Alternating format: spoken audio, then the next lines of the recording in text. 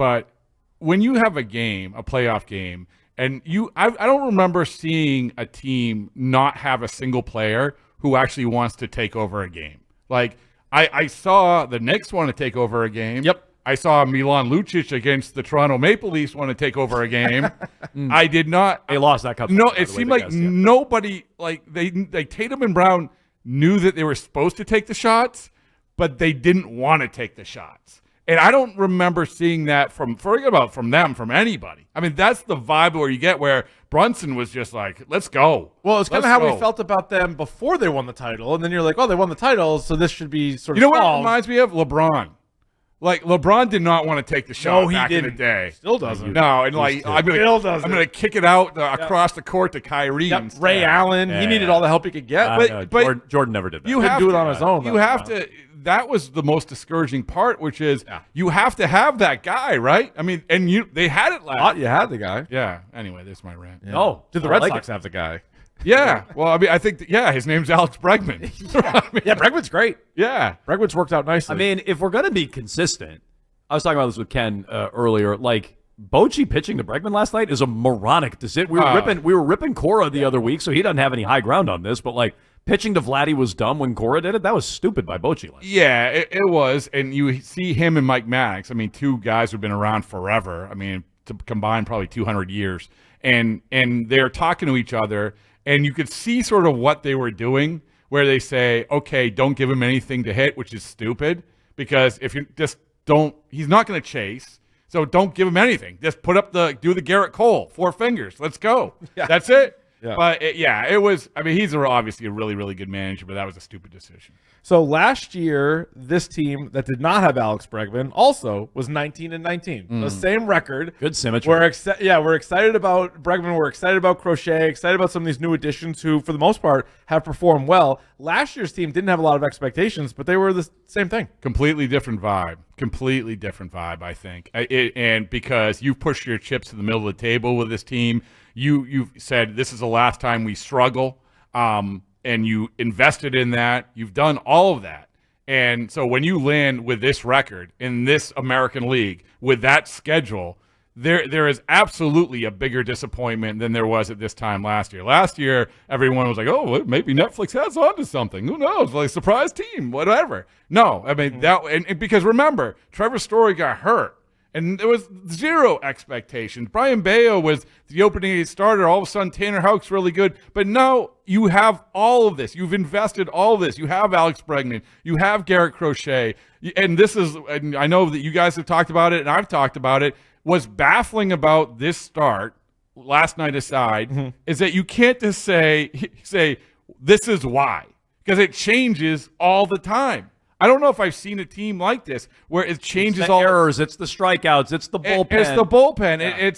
It's. Well, no, I thought last year was similar, and I'm with you on the expectations. Yeah. There weren't expectations last year, and like Jarren Duran, Tanner Houck had career years, but it was the same thing where at one point you're like, oh, the starting rotation's really good. Like Houck and Crawford was putting up really good numbers. Like, they were like the best one. They were awesome. Baseball, yeah. And then like that kind of found its level. And same with like the bullpen. There were times where the bullpen was great. Then there were times like this stretch they're on now where they're blowing every game. But isn't that kind of what a 500 team is? Yeah, I think that the one thing, if I remember right last year, defensive across the board. True, that was always horrific. That's and true. You take Story out of the equation, that was a problem. Yep.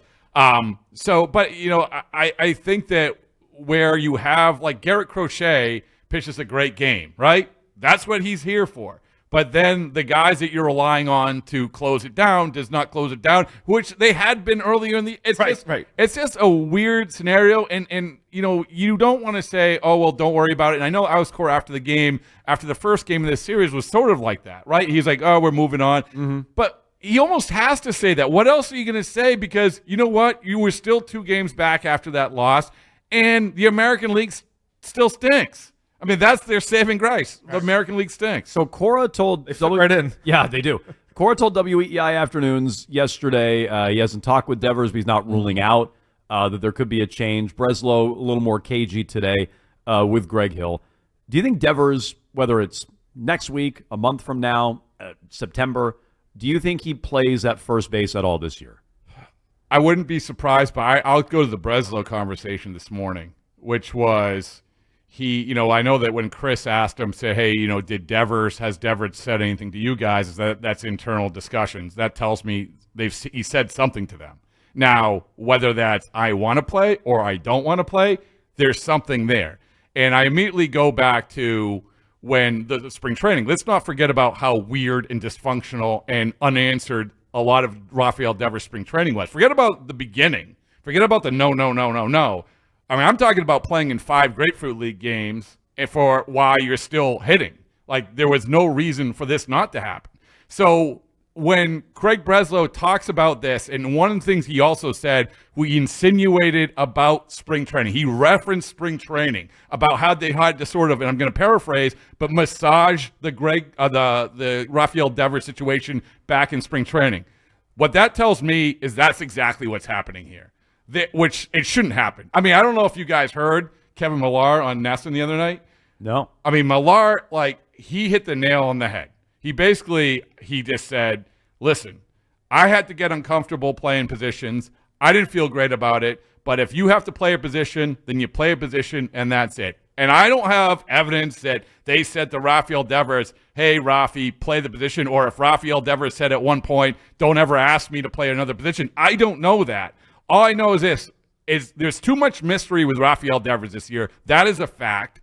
And also, ideally, you would want that player to come out and say whatever the team needs. Yeah, he doesn't have it in him. Doesn't have it in him. But that hasn't happened. No. And it wasn't, forget about the media, it clearly hasn't happened with a team because they're saying it hasn't happened.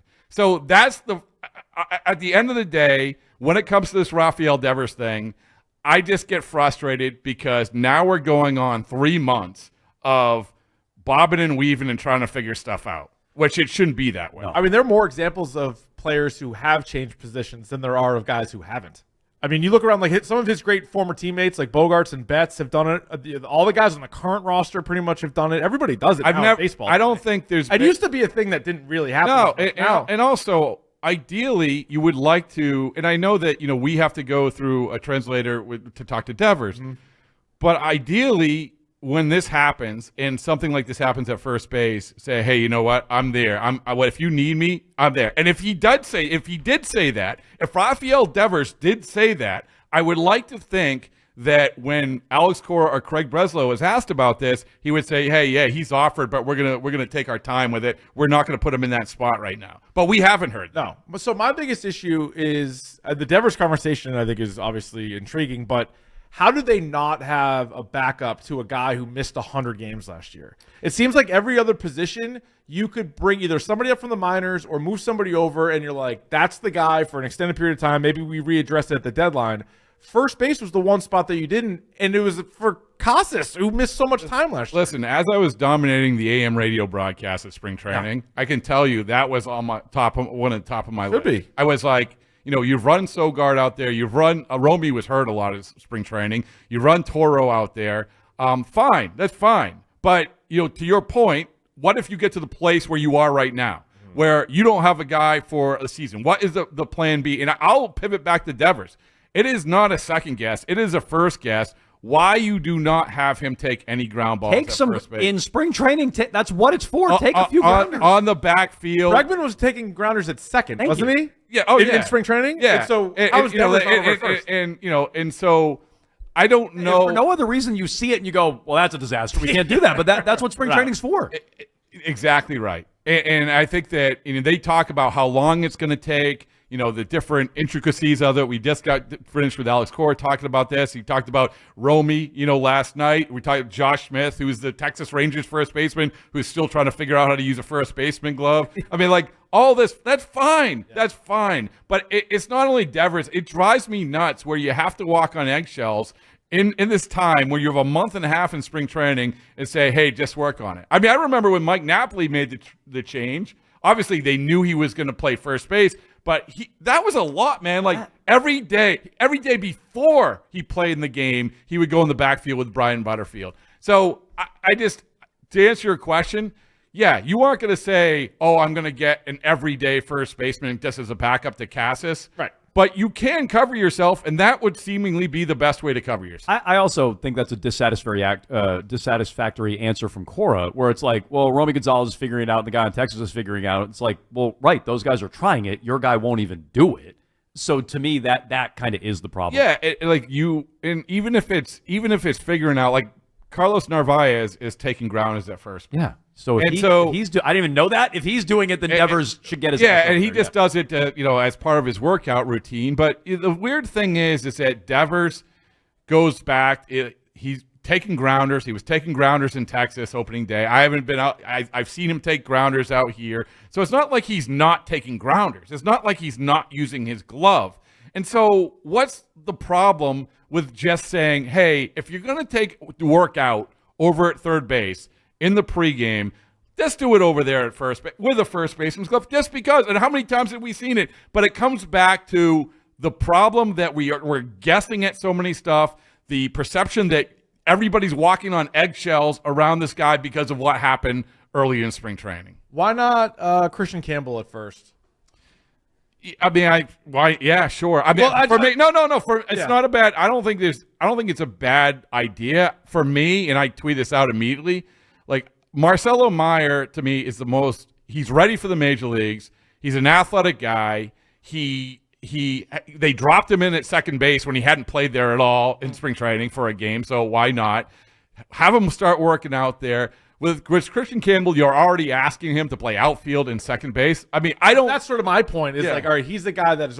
You're not committed to him at one position right now, so make it. I don't even think he should play outfield, to be honest with you. So I'm with you. I'd rather just keep him at second, but they're not. Yeah, I think that there's different ways to go. Obviously, some people have mentioned moving Trevor Story over there, moving Marcelo Meyer. Like, I just look at it. The Roman Anthony thing makes no sense to me because the guy had never taken a ground ball. Like, he's a big guy. Well, you guys are great personal friends with Marcelo Meyer. You've seen him in person. That's a good point. Right? Yeah, he can play any position. He's as big as Roman Anthony. Yeah. So, I haven't sized up he's an infielder. Roman Anthony's hands yet, but I know he's got big mitts there. You have to give him a big first baseman glove over there. Oh, who? Marcelo Meyer? Yeah. Oh, yeah. Well, you got to fight off the ghost. That's true. That guy, yeah.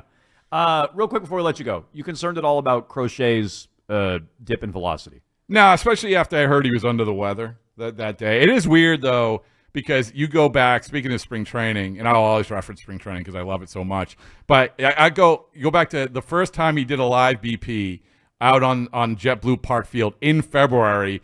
Him and Chapman were both throwing 100. We know because they put the velocity up on the scoreboard. And oh my God, Crochet, new guys throwing 100. And then 93, 94. But I will say this. It's results business. He got results. And also, I think he was under the weather. Okay. Chapman 104 last night, by the way. That's nothing to say. It's like amazing, right? That's pretty sweet. I mean, Mark Wohlers through 106. I try not to get too excited about stuff like that, but that's pretty. You know at 100. I just saw this on TV. Brad Keller. Remember Brad Keller? Yeah, sure. Brad Keller. If you asked me when Brad Keller was with the Red Sox, how hard he throw, I would have said 88. And then now he's throwing 100 for the Chicago Cubs. Well, good for him. Must be the vitamins. Time's still there for you too as well. Media games coming up. All right, looking forward to it. Good stuff, Bradfo, as always.